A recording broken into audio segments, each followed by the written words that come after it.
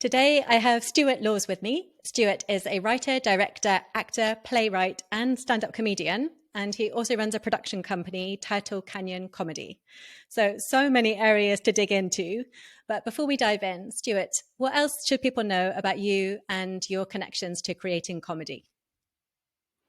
Um, I guess I've been doing it for quite a while now, and from what you've just listed there, seems like I'm doing it across a bunch of different areas, which is is interesting. I like doing stand up myself and performing myself, but yeah, also writing and developing things behind the scenes.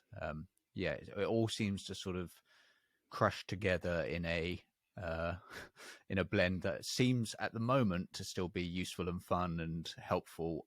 Everything's helping each other. Amazing. I love that. I love the image of crushing it and blending it all together, which is perfect. And I'm going to tease some of that apart as we focus on one of your projects. And the one I'd love to start with is a play that you wrote, The Hmm. Journey.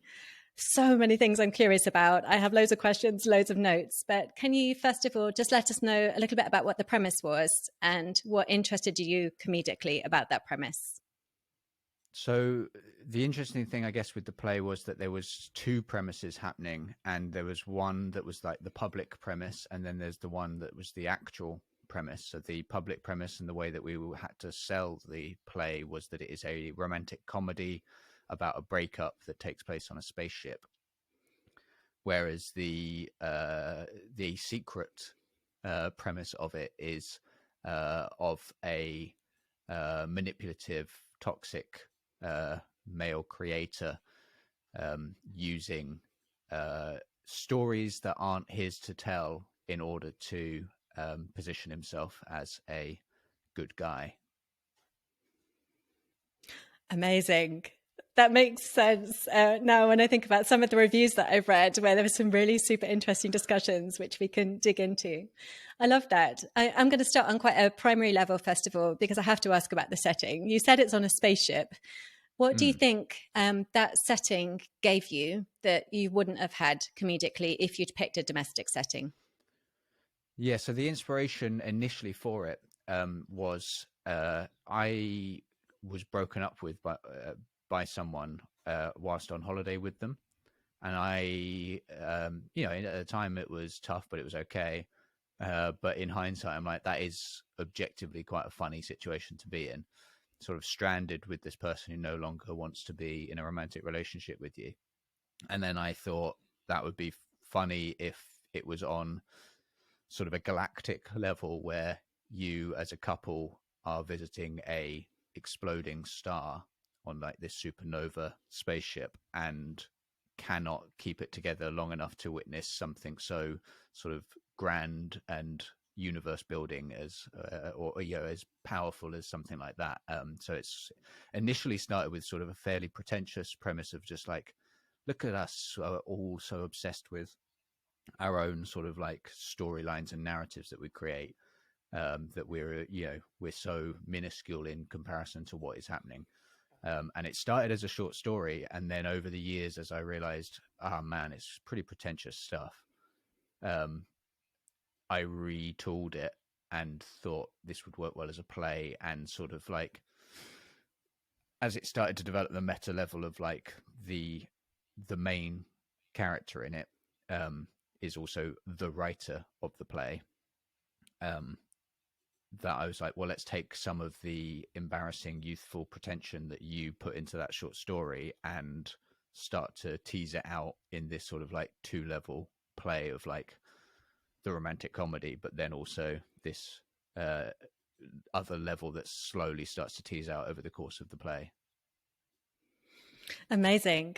I had read that it was originally conceived as a short story, and I was curious about that. Is that something that you did much of or are still doing, or was that like a one off thing that you did? I think for a lot of stand up and um, sort of narrative or scripted like that, there's so many different ways that it can sort of um, gestate, sort of grow and develop. And there have been like stand up shows that I've written which have been based around a story that I've written out, and I've just spent time writing out that particular story to understand every element of it before then it translates into like a stand-up show where actually all of that story I wrote gets stripped down to maybe 5% of like the funny and the relevant stuff, and then the rest of it gets filled in with jokes and everything. But I like to know every detail so that when I'm writing it, or if I'm on stage and I'm improvising a bit or developing a bit, I know, oh, that thing happened, and I could talk about that now, and maybe that will spark a new joke, or that will, you know, I want to feel like anything that I make is very like coherent and whole and real, even if there's like half truths in it, or outright lies that are designed to sort of propel us from one plot point to another, or one joke to another. I love that. Yeah, that makes so much sense. I'm currently doing a short story challenge myself. It's inspired by Ray Bradbury, who suggests that if you're writing, to write a short story a week for a year. And if you write 52, then they're not all going to be 52 bad ones. And I think that's really fun as a way of generating material. And I love the way that you're describing it as really filling that out and then stripping it back. That's definitely what I want to do, is go back once I've done the 52 to just pull out 2 or 3 and start mining for bits within it. That's super interesting. Yeah, absolutely.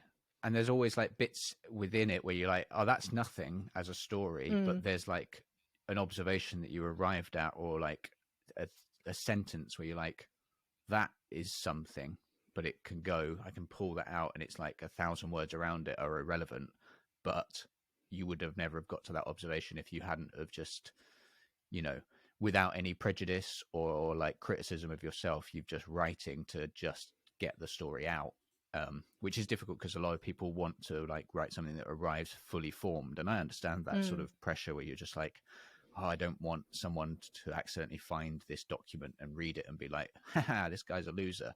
But part of the process is writing bad stuff. Yeah, no, I totally agree with that. For myself, I've got the parameter if it has to be completed in 2 hours, and then it gets uploaded to my website. And even if I look like a total loser or it's really bad, it has to sit there, and then I can come back and mine it. That's one of the things that I love about comedy, is comedians' willingness to risk those things, to do things that don't work. And obviously you have so much experience in stand-up too, so you must be a genius at that. So I want to come back to this public... at doing things that don't work. But that is its own kind of skill. It's really required, I think. That's amazing. So I want to come back to this public and private in a minute, but before I lose that side shoot, I do want to ask you about the sort of magical realism or surrealism element of works like this within your sort of bigger picture of comedy. Why do you think you're drawn to them, and how do you think they fit with comedy in your brain? Very interesting question, and one I did not expect. Congratulations. I can say a bit more if you like. The reason I'm asking partly is, but I think often when people talk about magical realism within fiction, I think it still has often quite a serious, if there may be some delightful tone too, like people like Isabel Allende or Gabriel Garcia Marquez. We talk about magical realism in that way, but I think there's a really interesting vein of magical realism within comedy that isn't always talked about so much, and certainly not within fiction or within plays. So I'm interested in why that appeals to you. And I've also been watching bits of your stand-up, and I can see the surreality playing in it. So what do you think draws you to that in comedy, rather than keeping it as grounded drama with jokes? Like, why magical realism? Where's the play in that for you? Well, I guess there is an element for a start of drawing a fourth wall with that, which I sort of, you mentioned the public and the private, and there's always these dueling things. I do feel a genuine desire for sort of privacy and to not reveal everything, like stand-ups that can get up there and or like writers or people that can really mine their real life and are okay putting it all out there. I think are amazing, and it's just not something that I've ever been fully comfortable with, and I sort of almost don't it's the stuff I'm drawn to is the stuff that's hidden behind the metaphors, or like a fantastical situation. I remember years ago reading Edgar Corret, some he's an Israeli short story writer, and he does sort of magical realism stuff. And I remember that was sort of like reading that stuff. I was like, oh yeah, that's an interesting way of sort of doing it and expressing a thought in a way that, you know, if people are having an emotion, say whether it's a breakup or it's the loss of a loved one or something like that, there's lots of things out there that address that head on, and that's interesting, and good to do. But for me, I'm like, is there a different way that we can take this, that it sort of lives away from that emotion, so it has its own grounding? So if it's like, oh, this is a play about a spaceship that turns out to be about something different, or it's a stand-up show about working in a puffin sanctuary for the summer, which turns out to be actually about something different if you sort of really get into it. But it can also be just enjoyed as a stupid play about a spaceship. That is the sort of stuff that interests me, to have the ability for it to sort of live as two things, and for someone to be able to enjoy it on that surface level, and then for other people to be like, oh, I think that means that, and so on. And I think it's interesting to just be like, how far can you push those sort of things and those discussions, or stand-up routines or narratives,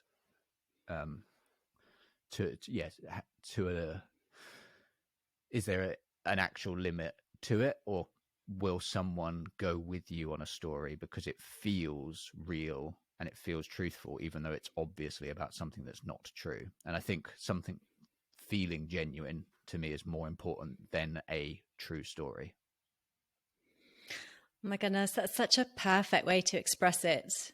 Because when I think of so many of the things that I've read, like, for example, I've been reading Zen Cho's short stories recently, and there is quite a lot within the mythology of it, of different ghosts and dead characters showing up. And yes, you've got this fantastical element, or there's vampire type characters, there's dragon type characters, but there's something that's incredibly truthful and human that it cuts to as well. So I love the way that you're talking about how that still cuts to the genuine feeling of it, and that mattering more than anything. And that makes sense to me when you're talking about those metaphors as well, that metaphor obviously we experience visually or viscerally, and it might be quite an elaborate visual metaphor that's a hop, skip and a jump away from how we describe it in very perfunctory everyday words, but it cuts to what it actually feels like. So I love that. That's so interesting. Yeah. Thank you.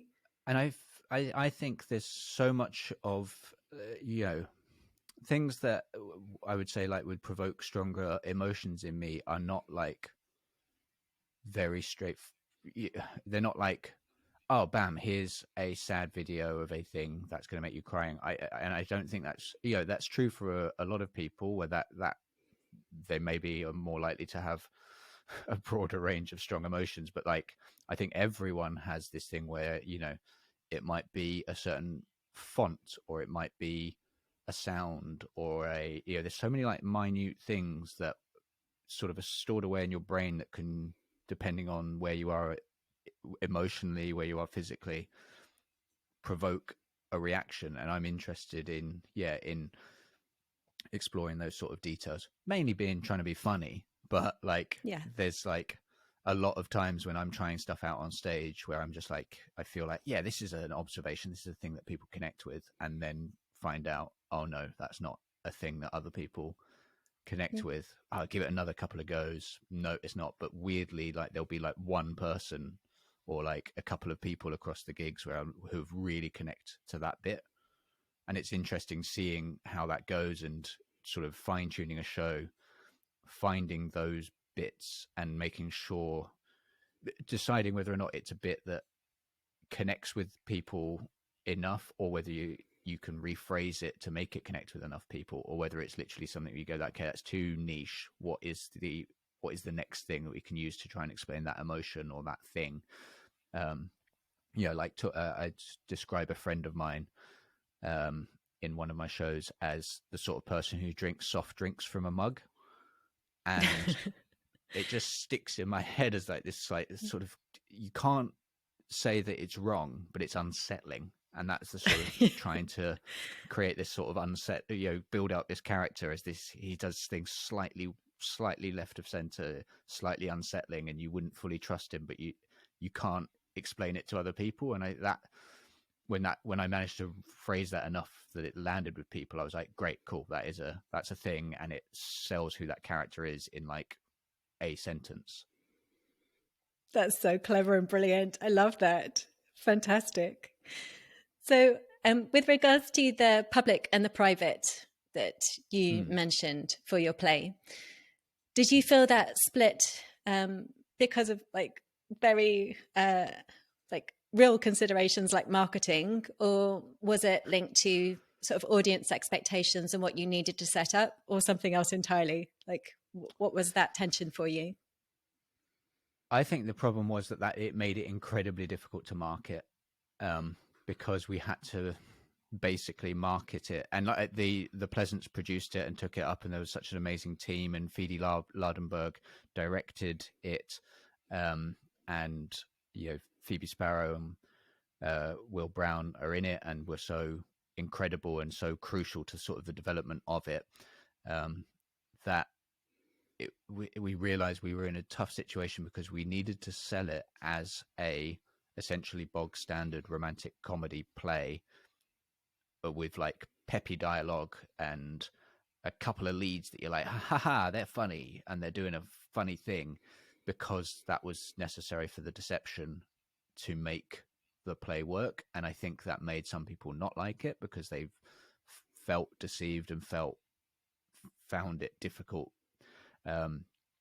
And it also meant that it was some of the most stressful experiences I've had with something I've written, because I remember the first preview of it, some friends of mine coming along, and I was sat next to them, and basically there's a point about 25-30 minutes in where it's, maybe even slightly earlier, where it's sort of clear that it's not a great play, and the lead character in it is saying some misogynistic things, but like disguised as like funny, and the phrasing and the presentation of it is designed to take away all autonomy from the female character. And I had to sit there knowing where it was going, but also feeling like, fuck, my friends think I've written a sexist, damaging play, and I hope that they don't walk out at this point, because they will never know. Like, it's like a necessary alleyway to lead down to make the rest of it work. Yeah, that does sound stressful, but also I think so admirable in terms of the kind of ground that we want comedy to be exploring. And perhaps it's just that it hasn't been explored so much in plays. Like, we have very typical farces, we have things that are maybe a rom-com, but it sounds like you were in really interesting territory. And I think it can be so difficult for the creators. I've just got to the end of Atlanta season 4, which I absolutely loved. And I thought was such a smart, funny show. And in Googling bits around the show, there was a big Rolling Stone article that came up about Donald Glover. Like, is it misogynoir? Is it this? It's like, no, it's just the way that he was digging into things and in a nuanced way and playing those different games with audience expectations. It's nuanced and it's funny and it's brilliant. So I do really feel for you, like balancing those different nuanced considerations. But in some of the reviews that I read, go for it. Someone said that expect to leave discombobulated, which I thought was amazing. It's like, yeah, I don't want to leave a play bored. I want to leave discombobulated. I want to leave having had an amazing experience with loads to talk to my friends about. Yeah, and that was 100% like what I wanted to do. And I'm like, I felt slightly like a fraud in that, like, I'm not a huge theatre like fan. Like, when I've seen good plays, I've been like, oh, that's really great. And what I like about a really good play is that it's doing something that only a play can do. And it's the same with stand-up. It's like, why use that particular art form if you're not going to use the tools that particular art form has to the best of their abilities? Like, if you're just going to do a play that could just be filmed, or whatever. You go, let's find a way of playing with audience expectations and the form in some way. But also that's sort of quite a cheeky thing to sort of come in and for your first play be like, haha, I'm going to tear apart all of the rules and stuff that you've come up with. And so working with Phoebe Lardenberg and working with Phoebe Sparrow and Will Brown, who are in it, who are all way more experienced with theatre, was something that was so like important to me, because I didn't want it to hit the wrong notes, and I wanted everyone to leave discombobulated, and I wanted some people to come out of it and just, and they did truly believe that the play had gone off the rails and that there was an abusive relationship happening on stage in front of them.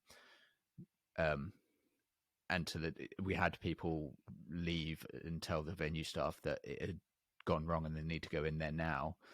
And it was interesting sort of getting those reactions, because you are going to lead to a situation where someone will vehemently not want to enjoy it, because it will feel potentially triggering, and like we did have some trigger warnings in there, and or there will be, you know, that feeling of just like, this is not the sort of theatre that I signed up for, and that is sort of a deceptive thing to be like, it's a romantic comedy, but actually we're pulling the rug, and it's actually the last 15-20 minutes is quite an intense like battle of wits of the people you thought previously were characters now being their real life actors, fighting with each other and trying to get the upper hand to own the stage, and you're wanting this bad guy to get beaten, but it always looks like he's somehow managed to turn it back on her. And that, yeah, couldn't have been done without, you know, people helping me at every sort of stage, and you know, bringing their sort of theatrical knowledge to that, because I was bringing a stand-up knowledge to it, and like there was direct address, and those parts were designed deliberately to sort of win the favor of the audience, to have the male character direct address the audience so that you felt the bond with them, and then you realize when the female character talks to the audience for the first time, when she breaks character, that's like a moment where you're like, oh, hang on, we haven't heard from her yet, and now she's talking directly to us. Amazing. And I'd love to know, like, from that experience, if there's anything that you think you took in a craft perspective back into the many projects that have followed since then, because it sounds like such an intense and alive and very vibrant experience to have had. Is there anything that you think then informed the work that you've gone on to do? Yeah, definitely. I think, you know, having an awareness after that of like how strong a reaction that can be was important, and to try and make sure that, I think for stand-up, it's way more difficult, especially if like, for me, I'm trying to be an observational comedian, even if I'm doing it in a slightly unusual way, and to try and make sure that the audience are comforted by they know that this is heading somewhere. And it was something I was getting better and better at. But my show in 2019, Stuart Laws is All In, I deliberately structured it to, at every opportunity, remind the audience of like what this show is about and where it's heading. And all of my routines for that were based around the concept of having to make a binary choice. And there are some structural tricks and bits in it, which it's actually coming out on April 21st as a special on £800 Gorilla. So I don't want to give everything away, but like there are some elements later on in the show, in the special, where they are seeded quite early on, and hopefully in this sense it's clear that I've been holding stuff back from the audience, and the show is different to what everyone thinks it's been the entire time. But I wanted to do that in a more comforting way than I did with The Journey, which was deliberately designed to make you feel like you didn't know what was happening and whether or not it was real and what wasn't, and things like that. Oh my goodness. I'm so excited to see your new show. Yeah, don't tell us any more, but I'm super intrigued. Amazing. I'd love to switch over to your series that I've watched recently, Grave New World, because I think it's so interesting that in different forms of comedy, there can be different playbooks that allow us to do very specific things in a way that sometimes theatre isn't quite so well defined and people can be more easily shocked. So how would you describe Grave New World tonally? Grave New World is it has the veneer of a current affairs show reporting on the world as we emerge from a pandemic, but has a sort of a more surreal sort of an ever more creeping paranoia to it. And it sort of was trying to mainly just make something funny and stupid with friends, sort of, in what was a very weird time for everyone. But secondly, to sort of a part of it to have that uneasy feeling of not quite knowing what everything meant, which I think, or what we were supposed to be doing, which was though especially those first 6 months, 7 months of the pandemic, just to create that uneasy sort of feeling. I love that. I really enjoyed watching it. It's so fun. So many things that I loved about it. And I'd love to know whether there was anything, because so you're so experienced, as I say, and not just as a stand-up and a playwright, but also as a writer, a director, an actor. Like, you really have had the industry experience from all sides, but still coming to make Grave New World in that format as that series. Was there anything that you found surprising about it, or anything that you had to kind of particularly work on in a craft perspective to really make sure that you hit the tone that you wanted to? Yeah, that was it's an interesting mixture of sort of stand-up sort of monologuing into like sketches and semi-improvised interviews. And so we have like an amazing cast, and my sort of I also had Alex Keeley and Eleanor Morton help write on it as well, and sort of script edit and contribute ideas and write sketches and parts in it. And they're both in it as well. But part of it was wanting to have like a looseness to it that can be then honed down in the edit. So there was an initial edit of it which was like an hour and 20 long, and I think it's now like 53 minutes or 54 minutes across 4 episodes. But essentially the structure of it is an Edinburgh stand-up hour of seeding things in at the start, establishing the world, and then letting it slowly unpack over the course of that hour. But yeah, the improvised sort of interviews were interesting because it was a bunch of people who I've done comedy with loads, are good friends, and I feel like I wanted to have people who brought very different energies. So we had Heidi Regan, who's very dry, very surreal. And then we have like Rose Johnson, who's quite you can be a bit more formal and like can absolutely hit sort of like that sort of like cutting, sort of like a bit more brusque sort of back and forth that we had. And then James Acaster is obviously well known for everything that he can do, and we have like a natural sort of silliness to us.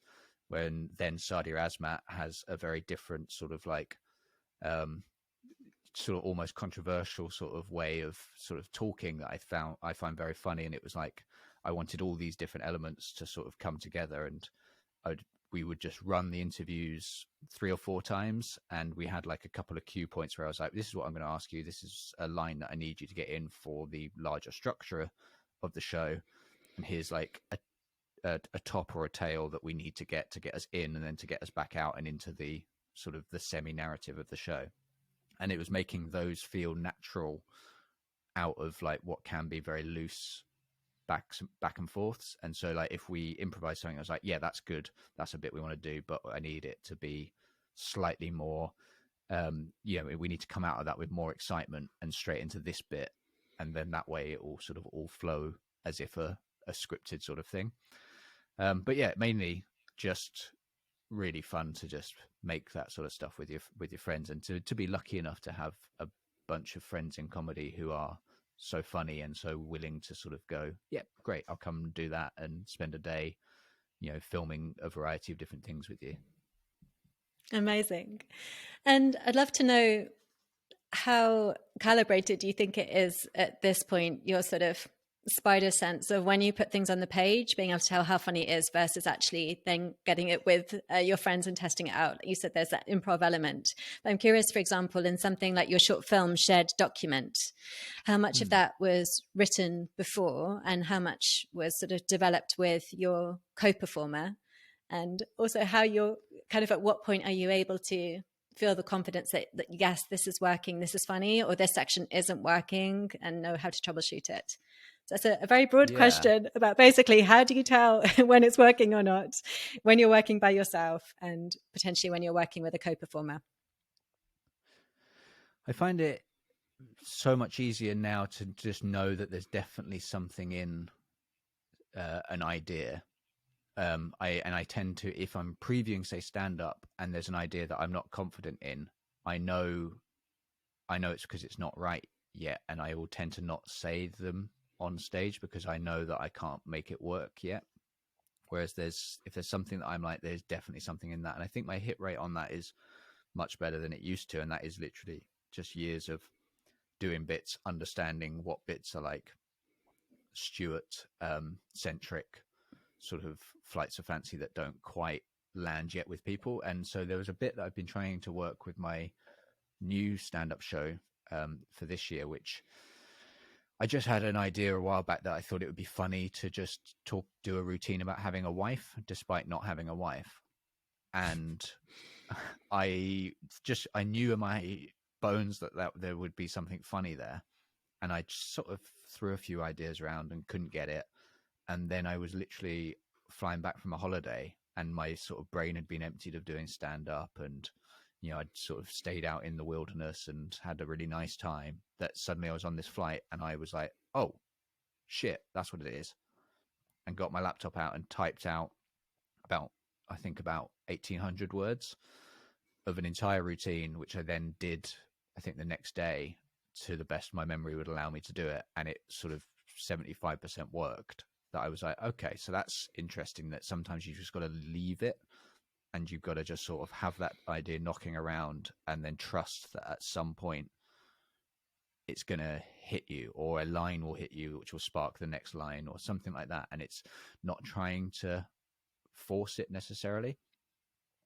And in terms of like something like Shared Document, working with others and developing ideas, that was largely as written, and Jess Foster Q, fantastic comedian, directed that.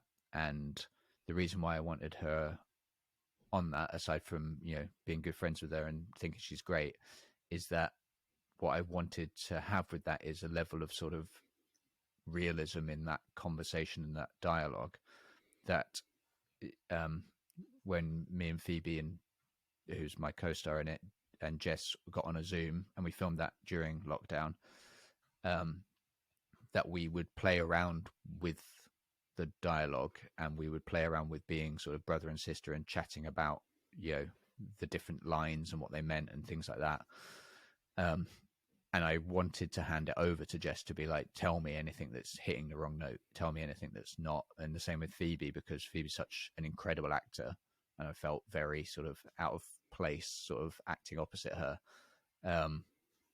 that it was such a useful exercise to then go away and to do a redraft, so that when we came to it, that there actually was not any improv in the recording, and that the improv was done beforehand, and then the redraft happened, and then that was what we locked in. Because I think it with something like that, which it's quite tightly sort of, it's a set piecey sort of film, and it's a horror, but it's also an emotional thing about grief, that it needed to not deviate, it needed to hit all the marks it needed to hit at the right moment, so as to make the end scary and unsettling, and to some people sort of, I think I did read a review of it that they didn't like the ending because they felt it was a cop out, whereas in my mind the ending is deliberately not revealed what exactly has been haunting these people,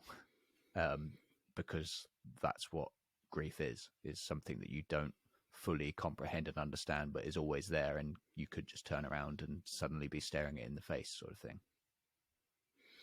I love that. And I think that links back so closely to some of the things that you were saying at the beginning of the interview about how it's actually how you want to transmute what grief feels like in different ways, more than say, this is exactly what it's like and this is exactly what's happening. That makes so much sense to me. And that's also what I took from the film. And I'll make sure that there's a link to that in the show notes too.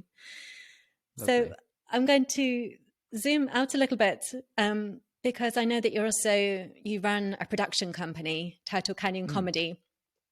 How you have the time to do that as well, I don't know, but that's another question. No idea. But I'd love to know, because you have that perspective too, if there's any things that you think that sort of real broader industry perspective gives you in terms of craft that you just didn't have before you were that fully involved in the production company. If you can remember back to a time where maybe you were a writer and a stand-up before you added all these extra hats, what have you learned now that actually helps you when you sit down? Yeah, weirdly, the production company is something that's existed since I was 18. I did not know that. Formed it out of school because we loved making short films, and we were offered a job at an old school of ours to help teach the kids how to make films. And we were like, oh wow, we could do that as a business, and that could fund all of the stuff we want to make. And weirdly, 20 years later, that is still what we are doing. And there's a third member of the team now, and we've got such an amazing, gang of freelancers who work with us so regularly, that we've sort of over the years sort of honed and sort of found people that resonate with us and have a similar sort of like desire to just make stuff. And I think that is the thing that unites everyone that ends up working with us. And obviously there's sometimes you do a corporate job because you've got to pay a bill or something like that, or you work on a job that maybe is not the ideal thing, or you're so busy it's difficult to sort of make sure you focus on everything. And the thing that always I have to sort of let slide is my own personal, stand up or things like that. So there'll sometimes be periods of time where I won't gig for like a month or so because I need to focus on the company. But what's been so great is making that decision 10 or so years ago now to really focus in on comedy, because, I was meeting some really interesting people doing comedy back in like 2010, 2011, and was like, I'd like to make stuff with these people and to have them grow as stand-ups, and for the company to grow and us, to make really cool things together is such a great way for me to like work closely with people on like stand-up shows or like scripts that are like their pride and joy, and to understand how other people work, and to sort of take sort of like, things that certain people do and be like, that's a really interesting way of doing it, and that's the exciting thing. And to apply what I've learned from like working in theatre or working with actors in a theatre setting to then how you would direct actors or performers in a filmed situation, and how what are the stresses and what are the things that actors need or writers need to feel like they are good, because basically if they feel good they're going to be more likely to be confident to try stuff. And in my mind, trying things is going to be the way that you find an exciting new way of doing something, or find like an extra level to the thing you're doing. And I think doing acting things myself has also given me a good perspective, as I said at the start, crushing it all together and blending it and giving different perspectives. It's just very useful, and I hope that I can carry on doing as many of these different things together for as long as I can. But every year I just think to myself, okay, Stuart, you need to cut one of these out now, because you're not getting any younger and you're not sleeping any more than you used to. That's amazing. As you were saying it, I was like, yeah, we're definitely back to the blender. And I love the blender. I think it's that's how you make new things, how you make new smoothies, new good comedy stuff. That's awesome. Yeah. I'd love to wrap up with advice. Any advice that you've been given that you found really helpful or you do find yourself applying? So there's a few. I mean, obviously, number one is be happy to fail. I think that is Mm. really important, and be happy to make something and not put it out. Be happy to just sort of make something that you're like, that was really useful, but it's also useful for it to not go out. Like sometimes people get too attached to something, like we've got to get it out there, even though they in their heart are not fully happy with it. But like to know that even just by making it and it not working out as quite as you like and as what you wanted, that you will have learned something from that if you stay open to that. So it's so difficult because you want everything to be perfect and to get everything out there. But the gigs that I've done that have sort of changed things the most for me have been bad gigs, and the shows that, you know, going to Edinburgh in 2017 with a show that was working so well in London, do it at previews at festivals, and take it to Edinburgh, and 4 days in, I'm like, it's not working, and being okay with that, and then just being like, right, fifth day, let's pay more attention to why it's not working. So yeah, it's and that led to me being able to fix it and then be able to have a really good rest of the run. So yeah, understanding that failing will make it better if you're open to that. And what was the other thing? Oh, just be aware of like when an audience is watching something, they're so much more astute than sometimes people will, I don't know, sort of assume. And like by providing information, an audience will generally be like, oh, okay, so they go to a gym on a Wednesday, right? So that must be relevant. You know, this is all happening in the background in their brains. So don't give out information. Don't put things in that are not completely relevant.